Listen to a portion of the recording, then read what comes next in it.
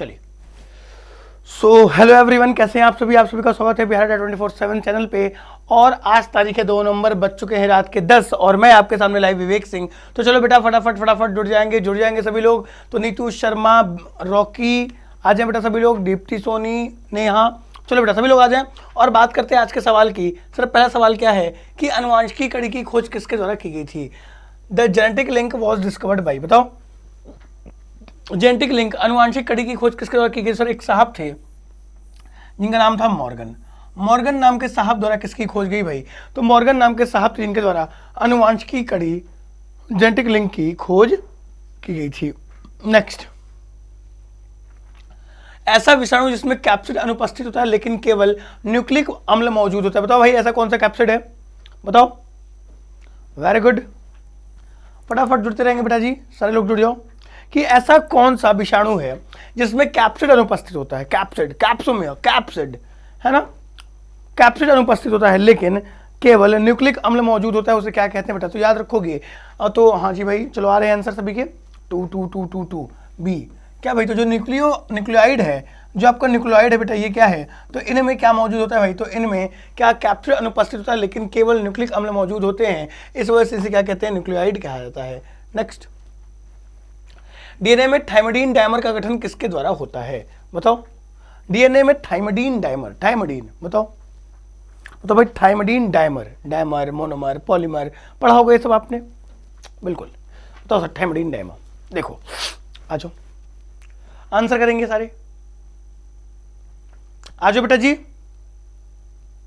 तो डीएनए में जो थाइमिडीन डायमर है बेटा जी, थाइमिडीन डायमर का किसने किया था बेटा जी? तो याद रखेंगे। तो थाइमिडीन डायमर में गठन किसके द्वारा होता है? सर देखो, जो यूवी किरणें होती है ना, जो यूवी रेज होती हैं, अल्ट्रावायलेट किरणें, जिसकी खोज किसने की? तो जिसकी खोज रिटर नाम के महोदय द्वारा की थी। रिटर नाम के एक साहब थे जिनके द्वारा यूवी किरणों की खोज की थी। तो डीएनए में थाइमिडीन डायमर का गठन किसके द्वारा होता है? तो थाइमिडीन डायमर का गठन यूवी किरणों द्वारा, यूवी रेज द्वारा होता है। अगर और बात की जाए डीएनए के बारे में, तो भाई क्या डीएनए का फुल फॉर्म क्या होता है? तो आप सभी जानते हो भाई, क्या? Deoxy ribo nucleic acid. क्या नाम होता है बेटा जी? तो इसका नाम होता है डीऑक्सी राइबो न्यूक्लिक एसिड। और भाई क्या और ध्यान समझो कि डीएनए होता है, डीएनए की जो स्ट्रक्चर होती है वो कैसी होती है? ये स्ट्रक्चर आपने देखी होगी। ये स्ट्रक्चर किसने खोजी थी? तो नाम याद रखेंगे, एक साहब थे वॉटसन और क्रिक नाम के साहब थे जिनके द्वारा डीएनए के इस स्ट्रक्चर की खोज की गई। डीएनए के एक डीएनए की लंबाई कितनी होती है? तो एक डीएनए की लंबाई 34 एंगस्ट्रॉम होती है और डीएनए के 2 धागों के बीच की दूरी कितनी होती है? तो 3.4 एंगस्ट्रॉम।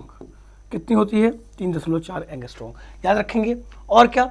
ये है आपका रिटर डीएनए, डीऑक्सीराइबोन्यूक्लिक एसिड। और समझोगे सर डीएनए में क्या होता है?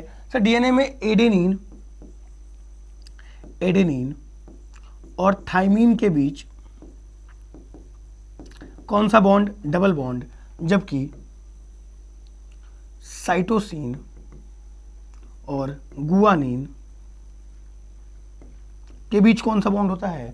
तो साइटोसिन और गुआनिन के बीच ट्रिपल बॉन्ड होता है। कौन सा बॉन्ड? तो बेटा जी ट्रिपल बॉन्ड होता है। ठीक है, इस बात का याद रखेंगे। तो आंसर क्या हो जाएगा आपका? Option number 3 is the correct answer. चलो ऐसे जुड़े रहेंगे सारे, वेरी गुड।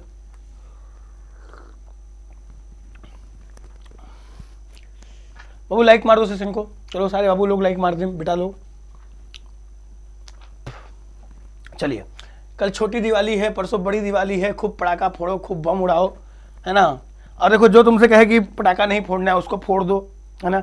जो कहे तुमसे कि पटाखा मत उड़ाओ तो सबसे पहले उसी को उड़ाओ, फिर बाद में पटाखा उड़ाओ, है ना। पटाखा मत उड़ाओ, पॉल्यूशन होगा। जो दिन फू फू करके पॉल्यूशन करते हैं लोग, उससे कुछ नहीं होता। हमें को कहा, हमें को सुतली बम जला दी, इनको दिक्कत हो गया। गो ग्रीन कहता है ना, तो हाउ हरियर का पटाखा लाएगा, बड़का वाला रखेंगे, बम जो बोला उसके नीचे रखो बम। हमने तो बहुत एक्सपेरिमेंट किए हैं कि ढकनी के नीचे रख कर, तो गोबर में लगा कर, बहुत एक्सपेरिमेंट किए बचपन में। तुम सब भी करो, है ना। चलो आ जाओ बेटा। कि मेंडल ने मटर के पौधे के कितने तरह के विषम लक्षणों की जोड़ी चयनित की? तो भाई मेंडल ने मटर के पौधों में कितने तरह के विषम लक्षणों की जोड़ी चयनित की? बताओ कितने तरह के विषम लक्षण थे? आ जाओ भी बताओ। अरे बम मारो एकदम, मारो एटम बम, परमाणु बम, हाइड्रोजन बम, सब मारो।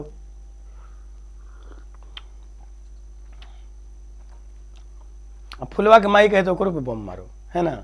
चलो आ जाओ कि मेंडल ने मटर के पौधे में किस तरह के विषम लक्षणों को चुना था, तो याद रखेंगे सर 7 प्रकार के, 7 टाइप्स, 7 प्रकार के, 7 प्रकार के, 7 टाइप्स के, 7 टाइप्स के क्या, तो डिफरेंट कैरेक्टर को चुना था। और भैया मटर का क्या, पाइसम सैटिवम नाम जानते ही हो, पाइसम सैटिवम नाम जानते हो मटर के पौधे का वैज्ञानिक नाम। और भाई कितने क्रोमोसोम को लिया था इन्होंने, तो इन्होंने 4 क्रोमोसोम को क्या किया था, चुना था, जिसमें आपने पढ़ा होगा बड़ा वाला टीटी और स्मॉल टीटी, जो कि ये क्या था, ये डोमिनेटिंग फेज में था और ये ड्रॉप था। कि कहा जाता है कि जो पहली जनरेशन होगी वो क्या होगी, वो डोमिनेटिंग फेज में होगी, और सेकंड जनरेशन जो होगी वो क्या होगी, वो स्मॉल फेज में होगी। इस बात को सारे याद रखना, मेरी इस बात को सारे याद रखना, है ना, है ना। चलो आ जाओ आगे बढ़ते हैं।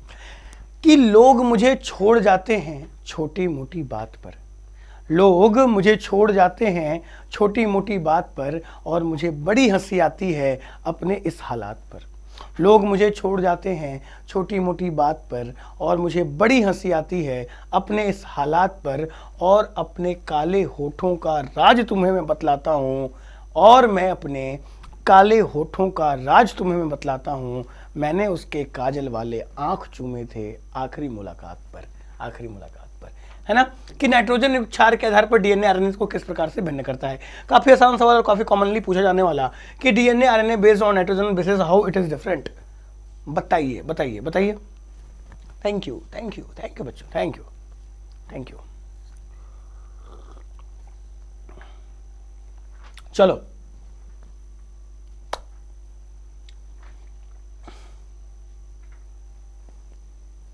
चलो क्या हो गया आंसर, डीएनए आरएनए और nitrogen base how it is different from.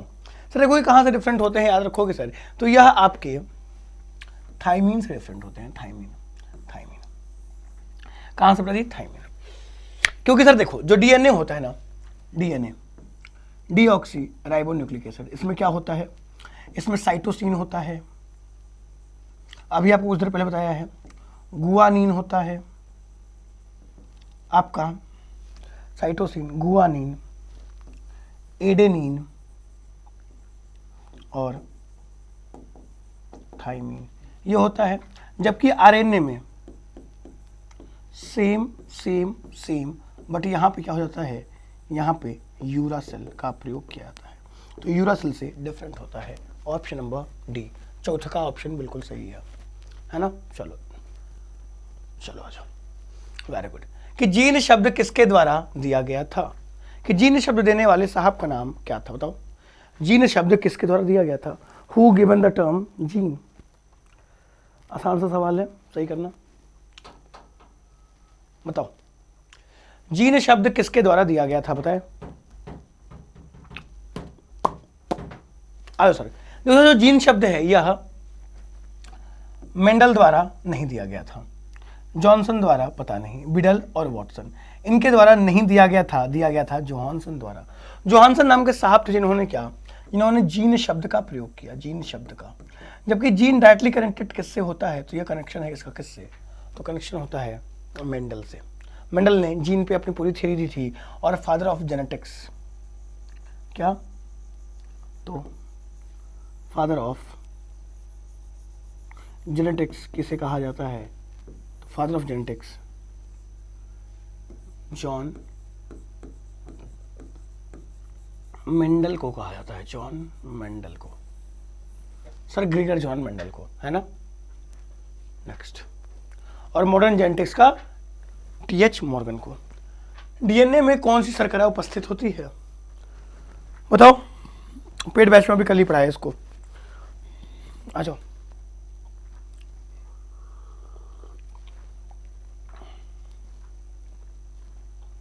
कुल अदरक यही हमारी चाय में डाल दिया है।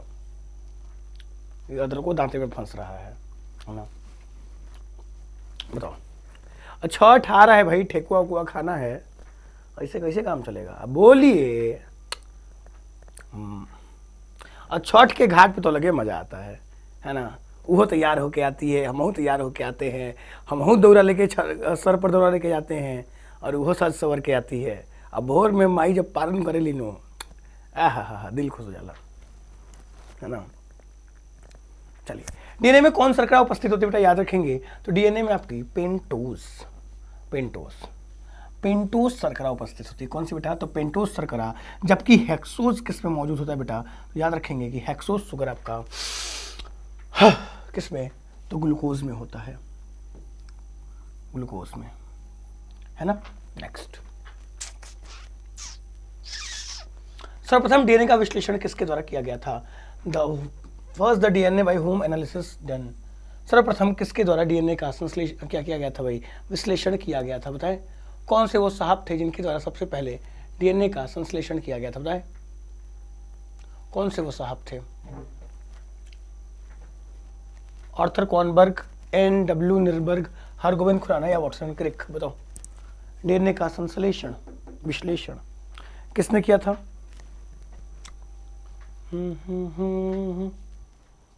बात किया कर,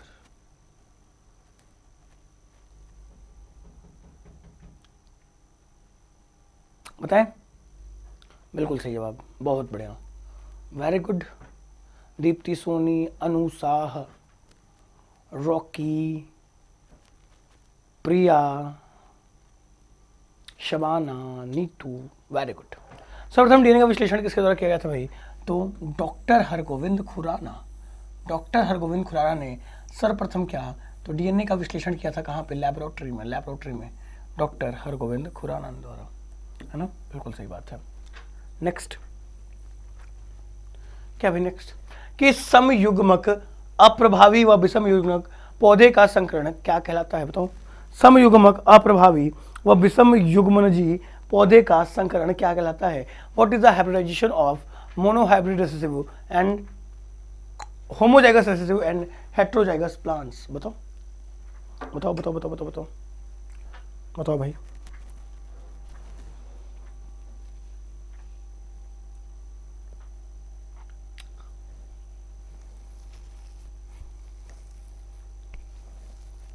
बताओ क्या होगा आंसर इसका, इसका आंसर हो जाएगा डाइहाइब्रिड क्रॉस। डाइहाइब्रिड क्रॉस, क्योंकि होमोजाइगस अलग है, हेट्रोजाइगस अलग है, दो अलग अलग का क्रॉस है, डाइहाइब्रिड क्रॉस। 9:2, 3:2, 3:1।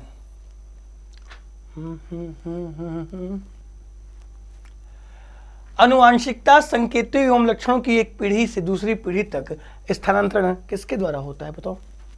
मतलब भाई हमारे अंदर हमारे बाबूजी का लक्षण आया है, चाहे हमारे माई का लक्षण आया है, तो हमारे माई और हमारे बाबूजी का लक्षण हमारे अंदर कौन चीज से आया है, बताओ।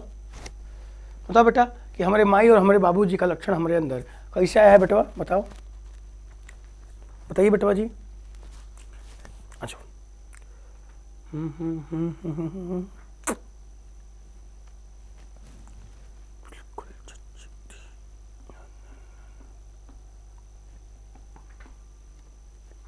बिल्कुल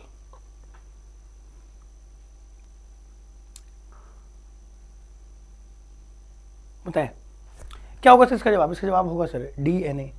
डीएनए के थ्रू, किसके through, DNA DNA DNA DNA DNA ही क्या होता है सर, डीएनए ही कैरी करता है किसको, जीन्स को। डीएनए किसको कैरी करता है, जीन्स को। और जीन्स के अंदर ही आनुवंशिक लक्षण होते हैं। तो जो डीएनए है ना बेटा, जो हमारा डीएनए है, तो उन्हें लेके जाता है एक जनरेशन से दूसरा का जनरेशन में, ठीक है। नेक्स्ट, निम्नलिखित में से कौन सी प्रक्रिया प्रखंडी शिशु को सही तरीके से समझाती है। इन विट्रो फर्टिलाइजेशन, जिसे कहते हैं टेस्ट ट्यूब बेबी, इसे कहते हैं इन विट्रो फर्टिलाइजेशन। बताओ क्या है इसमें से कौन सही है, बताओ। ऑप्शन ए जब भ्रूण गठन की, ठीक है, देखो समझो, बताओ, बताएं बेटा जी, बताइए।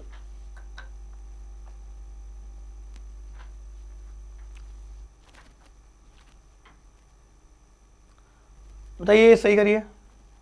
तो कह रहे कि फुलवा मांगे ले फुलवा का मांगे ले, तो फुलवा क्या भाई, जब निषेचन परख नली के भीतर और विकास बाहर हो, यह कहेले। का कहेले बाबू, कहेले कि when fertilization is inside the test tube and growth is outside.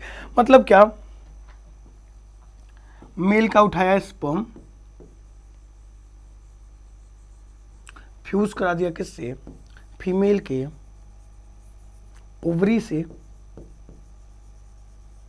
और फॉर्मेशन कर दी जाइगोट की, और ये जाइगोट टेस्ट ट्यूब में फॉर्म हुआ, और इस जाइगोट को उठाकर डाल दिया गया कहाँ, तो एम्ब्रियो में, एम्ब्रियो के रूप में स्टमक में डाल दिया गया, प्लासेंटा में इसको फिट कर दिया गया, यूटेरस में। एम्ब्रियो के रूप में कहाँ पे फिट किया गया, यूटेरस में, यूटेरस में। आंसर इज ऑप्शन चौथ का, ऑप्शन नंबर 4, क्या 4 है ना। Very good. गुणसूत्र किनसे मिलकर बनता है बेटा, what do chromosome consist of, बताइए बताएं बेटा कि गुणसूत्र किससे मिलकर बनता है, बताएं।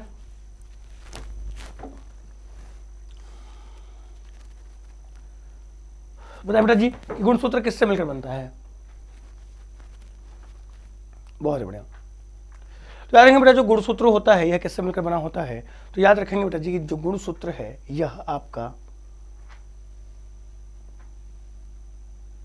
क्रोमोसोम, डीएनए और प्रोटीन, डीएनए और प्रोटीन से मिलकर आपका क्या बना होता है गुणसूत्र। कौन सी प्रोटीन, हिस्टोन प्रोटीन,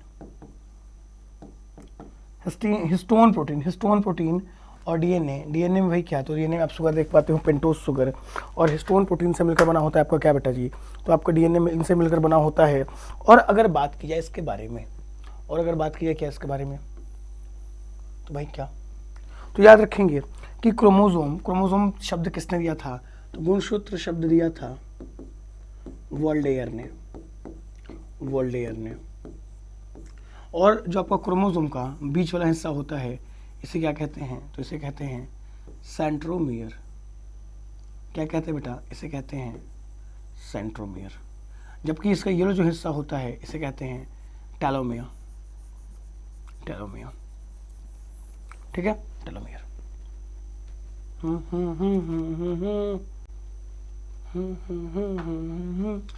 कौन सी गुणसूत्रीय मेल मानव के पुरुषत्व के लिए जिम्मेदार है, बताओ कौन सी गुणसूत्रीय मेल मानव के पुरुषत्व के लिए जिम्मेदार है।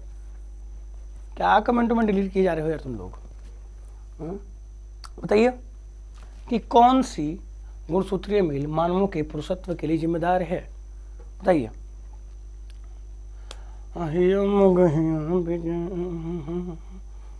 बताइए तो बेटा जी क्या होगा इसका, तो इसका आंसर होगा भाई क्या, ये XX कौन कह रहा है, काहे भगवान की बनावट से खिलवाड़ कर रहे हो। XY, XY क्या है भाई, तो XY है मेल्स के लिए, किसके लिए, मेल्स के लिए, और XXY हो गया तो पुरुषों में महिलाओं के गुण आना, इसे कहते हैं क्लेनफेल्टर सिंड्रोम, क्लेनफेल्टर सिंड्रोम, ठीक है, कि महिलाओं में पुरुषों के गुण आ गए, इसे कहते हैं क्लेनफेल्टर सिंड्रोम। और XX किसके लिए है, तो ये है बुचिया लोग के लिए, मतलब क्या, फीमेल्स के लिए। नेक्स्ट, डीएनए के कोडिंग खंड को क्या कहलाता है भाई, बताइए जरा कि डीएनए का कोडिंग खंड क्या कहा जाएगा, क्या कहा जाएगा बुआ, हाँ बताओ लोग भाई कि डीएनए का कोडिंग खंड क्या कहा, क्या कहा जाए डीएनए के कोडिंग खंड के, फटाफट फटाफट जवाब दिया लोग। चलो बेटा लोग कि देखो भाई क्या कहा था क्वेश्चन कि what is the coding segment of DNA, DNA काठी के कोडिंग सेगमेंट है, तो याद ध्यान रखो बबुआ लोग कि जो डीएनए है तो उन कोडॉन काठी के कोडिंग सेगमेंट होला बेटा जी, तो एक कोडॉन के होला जो उनका करला भाई, तो जौन आपके डीएनए के एक दूसरा से कोड करके का करेला था एगो नया आपके जीन के फॉर्मेशन करेला, डीएनए के जो कोडिंग खंड होला जिससे डीएनए के निर्माण हो जाला वो का कहल जाला भाई, तो कोडॉन कहल जाला। बुझाइल ना बुझाइल, सुनिए सर देखो जो डीएनए की फॉर्मेशन के लिए अलग अलग क्या, तो अलग अलग आपके क्या इसके फॉर्म का इस्तेमाल किया जाता है, तो वही क्या होता है भाई, वही इससे कोडिंग्स होती हैं जिसे कोडॉन कहा जाता है। किनकी पहचान के लिए डीएनए फिंगरप्रिंटिंग का उपयोग किया जाता है? बताओ बबुआ, बताओ हो। ये चोर उचक्का लफुआ केकड़ा की पहचान खाती कोई जला डीएनए फिंगरप्रिंटिंग। बताइए बेटा जी कि डीएनए की फिंगरप्रिंटिंग किसके लिए किया जाता है? बताइए बताइए बेटा कि किसकी पहचान के लिए डीएनए फिंगरप्रिंटिंग का उपयोग किया जाता है? बताइए बेटा जी। बड़ा कम बच्चा लोग आज देख रहा है, क्या बात है भाई। तुमने तो हमको मोटिवेशन दिया करो ढेर लोगों के अपने ग्रुप में, दोस्त लोगों को जिसको शेयर कर सकते हो शेयर किया करो और हमको मोटिवेशन दिया करो, ठीक है। हमारी मोटिवेशन तुम हो, बस हमको पैसा रुपया कुछ ना चाहिए, हमको तुम देख रहे हो ना, हमको सब मिल रहा है ना। कि तुझ में रब बसता है यारा मैं क्या करूं, नहीं तुझ में रब दिखता है यारा मैं क्या करूं। देख क्या करूं, तो करूं इसका जवाब कि इसमें से क्या होगा, तो उपरोक्त में से सभी। रेपिस्ट लोग को मन करता है कि साला का तो बीच चौराहे पर फांसी दे दिया जाए, पर हमारे हाथ में कानून नहीं है और ना इनको तो हम जियते मुआ दे। अभिभावक आए गोड़ लागत नहीं, अभिभावक लोग को और चोर चकारिया लोग को भी पकड़ता है कौन? DNA fingerprinting. कहें कि डीएनए फिंगरप्रिंटिंग एक दूसरे से 99.9% तक डिफरेंट होता है। कभी भी दो लोगों का फिंगरप्रिंट एक जैसा नहीं हो सकता, है ना। आज चाप के मारा धाएं धाएं धाएं धाएं। डॉली नाम के विश्व की प्रथम क्लोन जानवर कौन है? तो भाई डॉली डॉली डॉली डॉली डॉली है ना। तो भाई कि डॉली नाम के विश्व की प्रथम क्लोन जानवर कौन है? फटाफट फटाफट फटाफट उत्तर दो, है ना। बताओ बताओ। वो गाना है हमारे मनोज तिवारी जी का कि ही हंस दिले रिंकिया के पापा, है ना। तो हमारी सहेली थी जिसका नाम था रिंकी, तो हम उसको जब देखे ना तब यही कहें कि ही हंस दिले रिंकिया के पापा और ही हंस दिले, है ना। कि डॉली नाम की क्या भाई विश्व की प्रथम क्लोन जानवर कौन है? तो याद रखेंगे बेटा जी कि डॉली नाम की विश्व की प्रथम क्लोन जानवर भेड़ है। भेड़ भेड़ भेड़ भेड़ ये क्लोन का होता है बेटा जी। तो इसे बनाते हैं किससे? तो ये जो क्लोन से बनाते हैं जेनेटिक मॉडिफाइड, मतलब क्या? दूसरों से बेहतर। दूसरों से बेहतर आप बनाओगे, खुद से दूसरों से बेहतर बनाओगे, और जब बेहतर बनाओगे तो उसे कहते हैं क्लोन। गोट में कुछ नाम याद रखो है, पश्मीना, जमुना पारी और बर्बरी।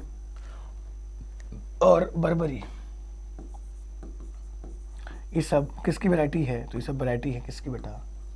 सब वैरायटी है बकरी लोग का। बकरी मार बकरा मार खस्सी धुआं उड़ा दो, है ना। बर्बरी इसे कहते हैं सिटी गोट।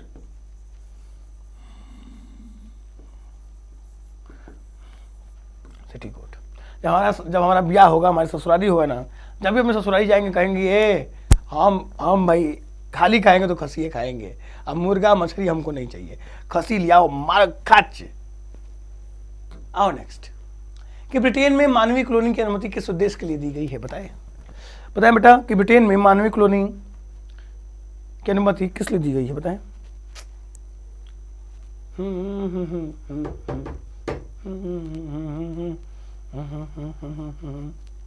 बताएं ब्रिटेन में मानव क्लोनिंग की अनुमति किस उद्देश्य के लिए दी गई है? सिंपल सी बात है भाई कि मानव क्लोनिंग की मतलब सुपर ह्यूमन बनाना। अरे भाई सुपर ह्यूमन क्यों बनाएंगे? हम मानव कम है क्या? हमारे पास बुद्धि कम है क्या? हम बैल बुद्धि है क्या? कह देंगे काहे हम सुपर ह्यूमन बनाएंगे? तो लेकिन तभी सुपर ह्यूमन बनाया गया, मानव क्लोनिंग की जा रही है। काहे के लिए भैया? तो इंसान को बचाने के लिए। आई दादा थेरेपेटिक्स, इंसान को बचाने के लिए, चिकित्सा के लिए मानव की क्लोनिंग की अनुमति दी जाती है। नेक्स्ट, HYV का पूर्ण नाम क्या है? जब भी HYV पढ़ता हूं तो हमारा मन से आवाज आता है किसका एगो? तो एगो नाम आता है MS स्वामीनाथन का, एगो नाम आता है नॉर्मन ई बोरलॉग का। नॉर्मन ई बोरलॉग और MN स्वामीनाथन का नाम आता है। और जो दो बबुआ लोग थे ना, बबुआ लोग नहीं, आई दादा गलती हो गया, ये दो लोग जो थे वो भारत में हरित क्रांति के लिए जन्मदाता थे, कि भारत में हरित क्रांति लेकर आए थे MS स्वामीनाथन और नॉर्मन ई बोरलॉग ने, पूरे विश्व में लाए थे हरित क्रांति को। और ध्यान रखेंगे कि क्या है यार कि हाँ कि नॉर्मन बोरलॉग को नोबेल का शांति पुरस्कार मिला था पहला।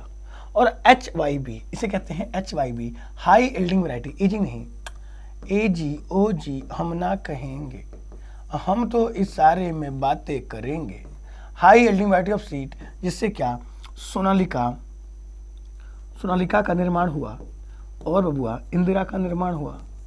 सोनालिका और इंदिरा नाम के दो चावल और गेहूं की वैरायटी आई, है ना। और गेहूं को बड़ा फायदा हुआ था, है ना। डीएनए टेस्ट का विकास किसने किया, बताएं बबुआ, कि डीएनए टेस्ट का विकास कौन लोग कर दिए थे, बताइए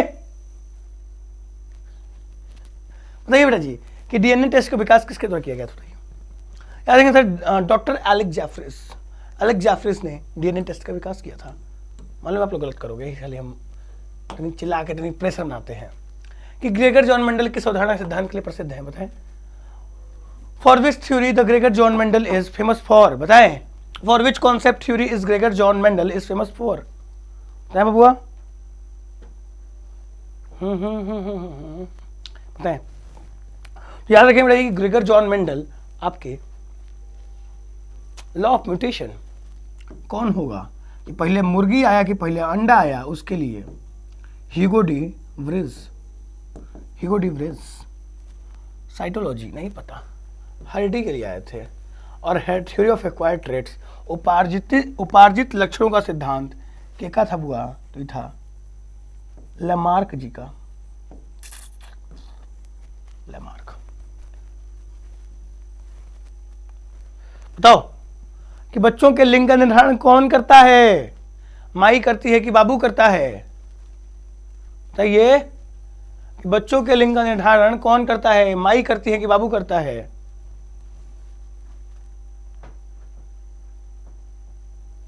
माई हमर रोवत हुई है, माई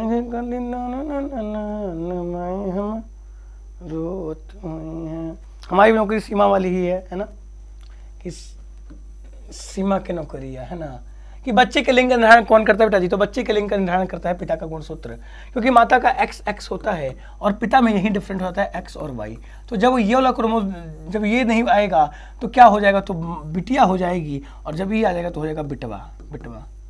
कि जुग जुग जिया हो ललनावा, भावनावा के भाग जागल हो, कि ललना हुई है कुलवा के दीपक, मनवा में आस जागल हो। कि सर्वप्रथम भेड़ क्लोन का क्या नाम था, बताएं। सर्वप्रथम भेड़ क्लोन का नाम क्या था, अभी आपने पढ़ा ना, बताइए।